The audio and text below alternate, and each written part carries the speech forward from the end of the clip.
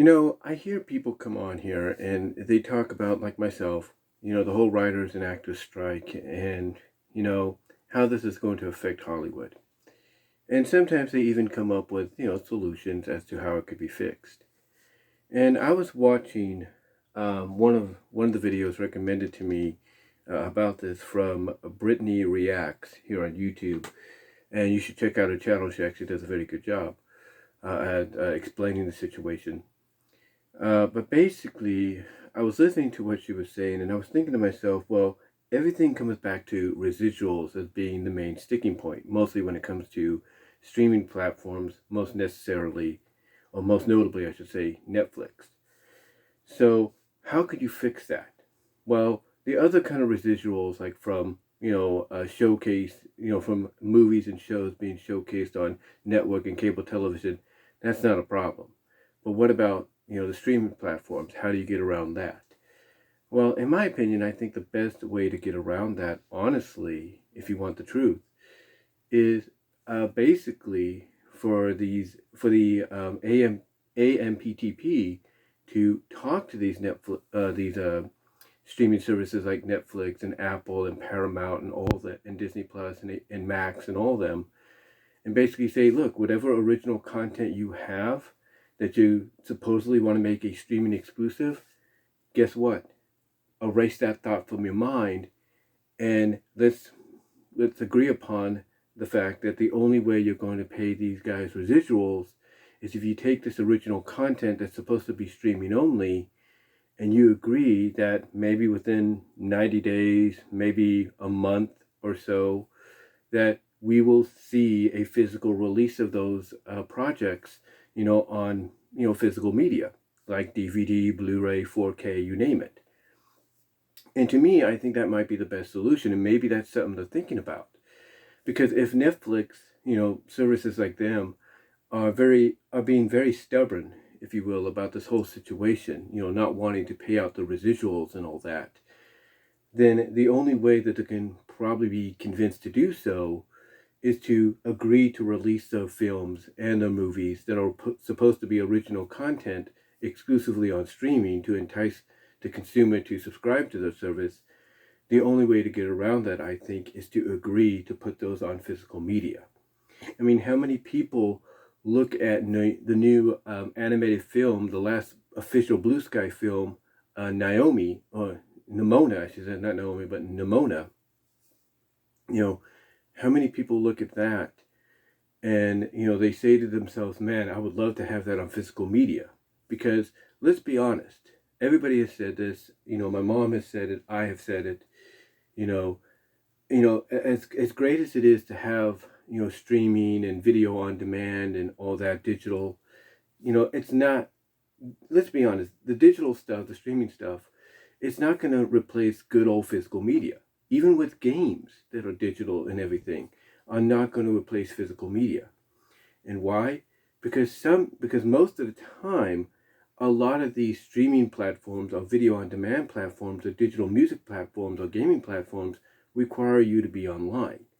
And there have been many instances to where power will go off, either because of storms, either because your cable, either because your cable or internet provider is doing maintenance, without you knowing it until the last second, or it might be because of what we're going, through right now, which is a heat rave in most of the country, isn't, I should say, and you end up getting a ton of brownouts or blackouts, because of that. Sometimes they're emergency brownouts, sometimes they're emergency blackouts, if you will, to prevent fires or to conserve energy.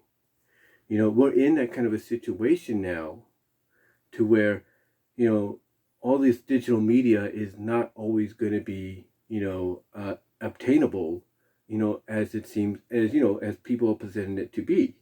I mean, yeah, if you have a phone like what I'm using right now to record this, if you have a phone or a tablet on hand, and you have, let's say, a service through, let's say, T-Mobile or Verizon or whatever, to still watch stuff or still go on the internet with, then fine, you're cool, you're all right. But outside of that, what if your biggest reliant is your PC? Now, if you can find a hotspot through to your mobile service, that's good too. But outside of that, look at what is your other primary viewing, habits. What are your other primary viewing habits? Television. What are your primary listening habits?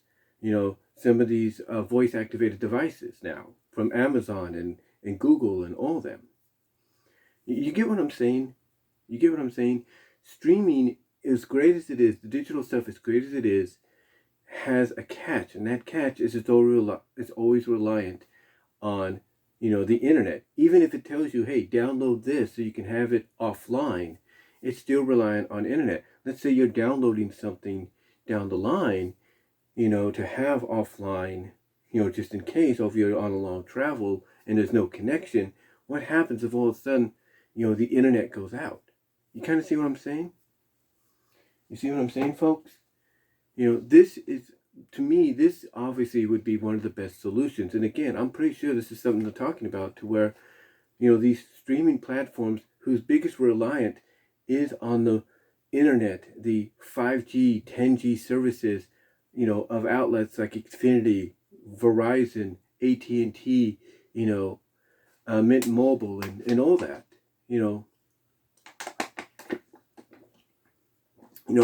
they are, yes, they are reliant on that and everything.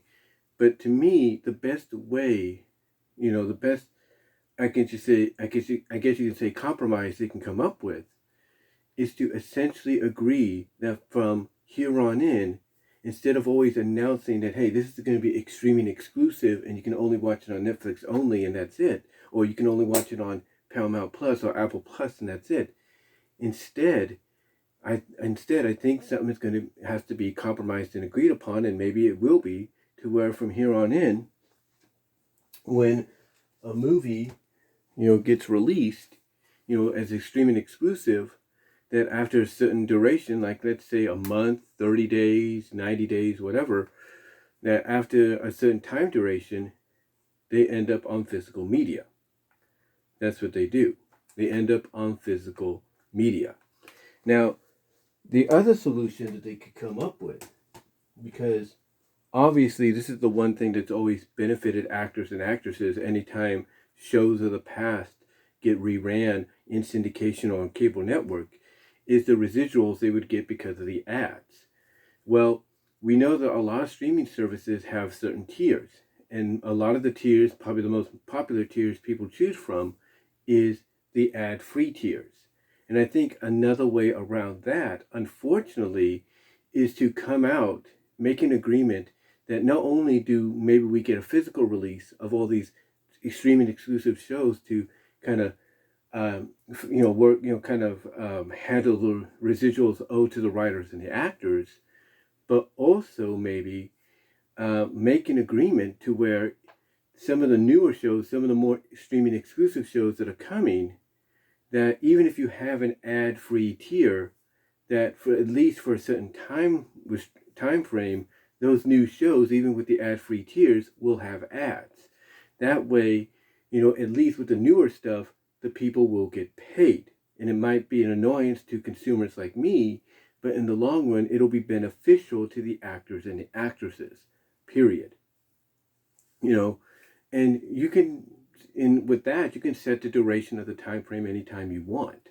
For example, you could say, okay, this new show that's coming out, like I just showed you, Batman Mask of the Phantasm. They got the new Batman Cape Crusader show coming out on Amazon, hopefully very soon, which is more adult-oriented. That right there, if this was to be agreed upon, let's say people have the ad-free tier for Amazon Prime, guess what? That new show would have to have ads to pay the writers, to pay the voice actors and all that in the long run. And even if it's an annoyance to the consumer, because, hey, I thought we're supposed to have ad-free, programming with this tier, you could set a certain duration for it. For example, you could say, well, it's going to be, it's going to have ads, even with ad-free tiers, for at least 90 days or for a year, and then it's going to be ad-free. You could do that. You could do that. And I think, honestly, that might be beneficial. I mean, again, it might be a hindrance, it might be an annoyance to a lot of folks, but in the end, it might be something that, works out in the end. Who's to say? But that's one way to go. Basically use the newest shows that are coming out and basically saying, even with the ad-free tiers, we're going to add ads to it for at least 90 to 120 days to a year to basically make up for the residuals that are owed to the actors and the writers in the long run. And then after that certain duration, basically make it ad-free, because by then you should be able to work something out to where they'll always get some kind of a percentage, even through the ad-free programming. And as far as like nostalgic shows and everything, just you can put them on there and say, hey, we'll give you ad-free and all that with those, but also at the same time maybe work something out to where the actors, actresses, the people behind the show get something in return, whatever that might be, but hopefully something better than what they're reportedly getting as we speak. Another way that streaming platforms could work around this, and the AMPTP can make them work around this, is basically agree to give a decent size, a decent chunkage, if you will, percentage of the subscription fees on a monthly basis or a yearly basis. In other words, instead of like Netflix and Apple and Paramount and all of them getting a majority of the fees distributed throughout, their hierarchy, if you will, easy for me to say, hierarchy, if you will. And instead of doing that at the end of each month, all the actors, actresses, and writers, they will get a percentage. Like, I think an agreement, me personally, to really avoid this from ever happening again, or at least for some time, is that, the platforms like Netflix, Apple, and all of them should take maybe a 25% or 30% of the percentage of the fees, while the majority of it goes towards the actors, the actors and the writers. Like, Netflix, Paramount, and all of them say, okay, we'll take 30% of our monthly subscription fees, while the other 35% each goes to the actors and the writers. That to me would make up for what is going on, because that way, they're getting a bigger percentage, a bigger, residual, even through subscriptions on a monthly basis. So so instead of a platform getting all the money, now they would have to share, with the actors and the actresses instead.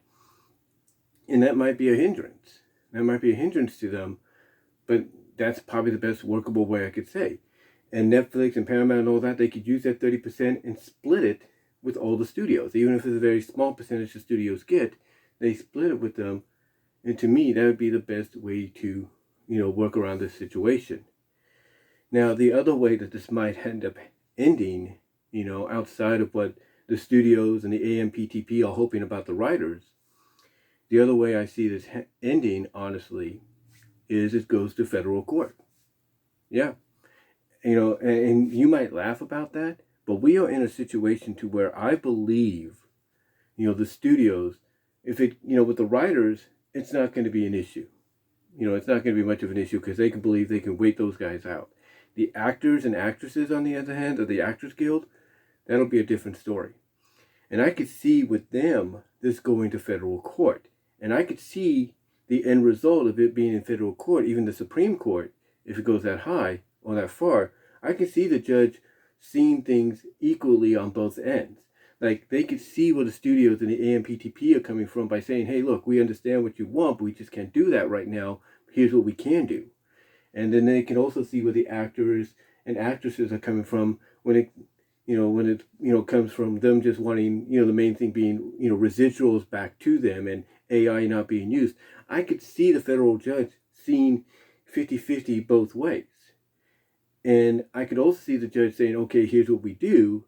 And in favor of the actors and the actresses, they would tell the studios and the AMPTP, hey, you pay them the residuals they're asked for, you do it this way. And they might even say, streaming services, you give them, a percentage, 35% percentage of your subscription fees monthly or whatever. Same with the writers. And then maybe they even say, and as far as AI go, you can only use AI if it's necessary or with the consent of the actors, and the families. That might be that might be the decision the judge makes if it gets that far, if a deal isn't made soon, and mainly if Hollywood really starts to financially crumble. But we'll have to see what, we'll have to see if it does get that far. I still believe, honestly, that the Actors Guild is going to get what they want, because the directors got what they wanted. So and just like the actors, the directors have a lot more leeway and pull than the writers. So the actors, like the directors, are going to probably get what they want in the long run. But the writers, on the other hand, as I've mentioned and others have mentioned, the studios are like, hey, you guys are basically expendable.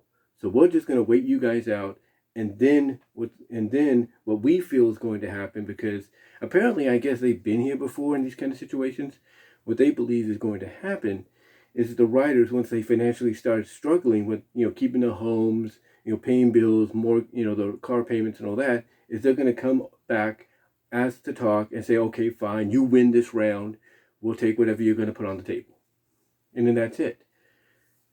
So we'll have to see what happens. But to me, the resolutions that I've mentioned are probably the best directions to go in.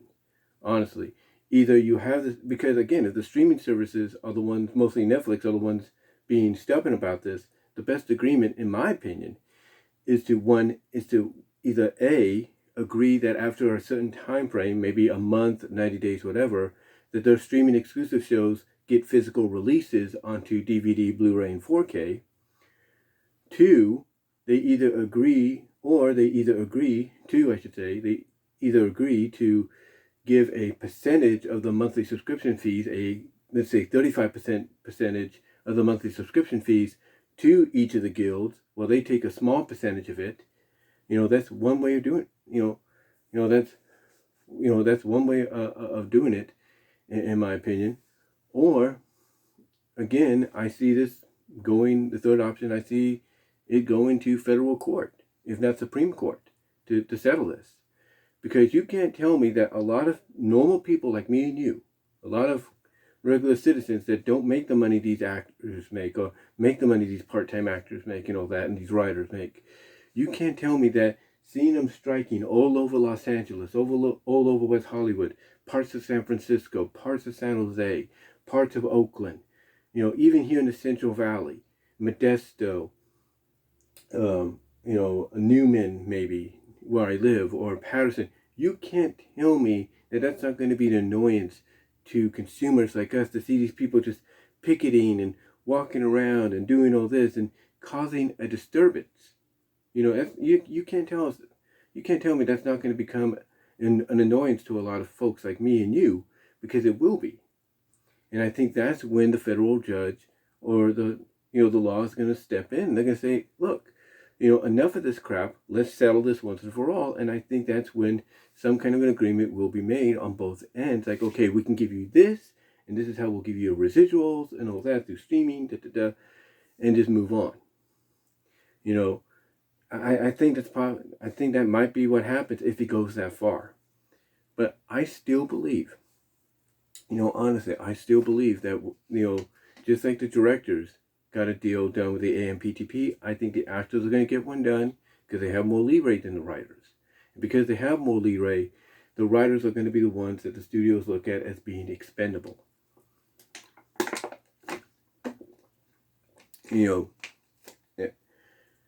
So that's what I see happening, unfortunately. Now, I know people might say, well, the writers are not going to give in so easily, and some of them might have been able to save their money. And that's true. That is true. But that's the sticking point here. The AMPTP, and Hollywood studios are like, okay, fine. You guys are no more expendable, and to us, it don't matter how much money you have saved up. Eventually, you're going to lose that money. Eventually, you're going to have to utilize that money to survive. Then what? Because you also got to look at the fact that housing is going up and down depending on the region you live in. Bills get higher, stuff gets higher. It's going to get hard for them, because they're so used now to this lavish lifestyle that they have. Even with the money they've made, that, they're going to start seeing a decrease in that lifestyle. They're going to start seeing a, basically a removal of that lifestyle, that luxury and that lavishness that they have gotten used to because of, being writers. And they're going to have to just possibly take what's given to them if a deal isn't made before, the time frame that the studios and the AMPTP feel that the writers will eventually get on their hands and knees and say, oh, we're sorry for what we did. We were wrong in what we did. We're sorry. We'll take whatever deal you gave us. Hopefully a deal is made. But, we'll have to see. We'll have to see where it goes from here on in. But, yeah, to me, again, I look at three things happening. Either A, the streaming services agree, okay, fine. Our streaming exclusive shows from here on in will also go to physical media, Blu-ray, DVD, 4K, whatever, within a month or 90 days, whatever the time frame is. B, they either agree to give a month, they agree to give a percentage of the monthly subscription fees over to the actors and writers to, make up for the residuals. 3, and I forgot to mention this when I was recapping just moments ago, they either or they agree that even with the free ad tiers that a lot of people will pay for, and I pay for one, honestly, or several, that even with those, certain news shows, like let's say Batman Cape Crusader, will have to have ads for a certain time frame, either 90 days or a year, to make up for residuals that need to be paid to the writers, actors, and all that. I could see that happening. Or 4, I see it heading to court where the judge will see both sides of the situation, agree on both, ends of the spectrum and say, okay, this is how we're going to do it. This is going to be the result, and if you don't agree upon it, then consequences will happen or whatever. But what do you guys think? Do you think I'm kind of onto something by saying either A, they have to agree to put the streaming exclusives onto physical media within a certain time frame? Do you think, B, they might have to, streaming services like Netflix may have to agree to give a chunk, a percentage of their monthly subscription fees to the writers and the actors? 3, or C, do you think maybe, even with the ad-free tiers that everybody, is enjoying, that with the newer shows that you may have with the newer shows coming out, that they may have to add, ads to them, for a certain time frame? Or do you think D, 4, it's going to end up going to court? Let me know what your thoughts are, guys. I'd love to hear from each and every one of you. Live chat during the premiere. Super chats are open in the live chat. And until next time, guys, I will talk to you later. Check out the Teespring store. Also, check out BW Rosa's Discussions on all your favorite audio podcast platforms except for Pandora. But more specifically, check BW Rosa's Discussions out on Spotify. It will help me out in a big time way with the administrator ads and all that. And that helps out financially. Excuse me. But guys, give me your thoughts overall. Love to hear from each and every one of you. I'd love to hear from each and every one of you on this. What's your take on it? What's your take on this entire situation? And where you think it's going to go? I apologize. I kind of paused on what I was going to say there. Where do you think it's going to go from here? Let me know your thoughts. I'd love to hear how do you feel about this, and let me know if the picketing right now has become a hindrance where you live. Depending if you live in the LA, New York, or wherever. Let me know what your thoughts are. And until next time, guys, I will talk to you later. But yeah, love to hear your thoughts. And I am out.